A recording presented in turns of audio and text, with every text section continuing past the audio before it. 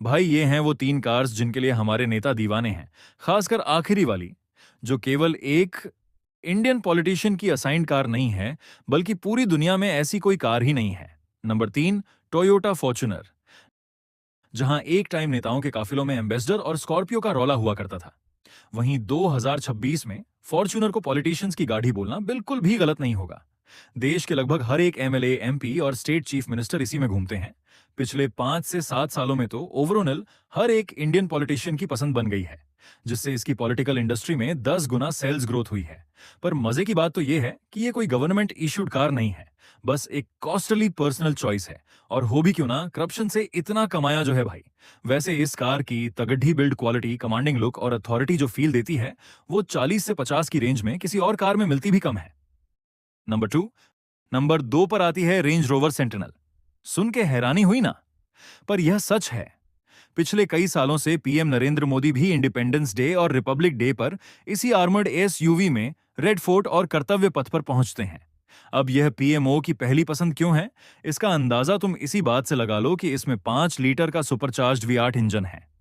Almost 4.5 ton से भी ज्यादा वजन होने के बावजूद 0 से 100 किलोमीटर प्रति घंटे की स्पीड 10.4 सेकंड्स में पकड़ डेच लेती है।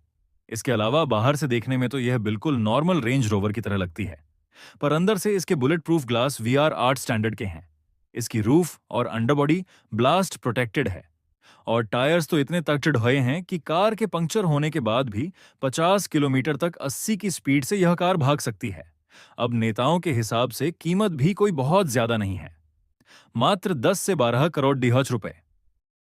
और नंबर 1 पर आती है मर्सिडीज मेबाच S600 पुलमन गार्ड। वो गाड़ी जो देश की सबसे बड़ी कुर्सी पर बैठने वाले के लिए स्पेशली बनाई जाती है, जो कि है इंडियन प्रेसिडेंट की ऑफिशियल कार। मर्सिडीज की यह एक्सक्लूसिवली डिजाइंड कार आखिरकार इतनी खास क्यों है? इसको ऐसे समझो कि यह 6 मीटर से भी ज्यादा लंबी है, और 2 मीटर की दूरी से भी मारी गई AK-47 की गोलियों को तो कंकड़ डीएच की चोट की तरह सह लेती है। और तो और 15 किलो का TNT ब्लास्ट बड्ढे आराम से झेल सकती है।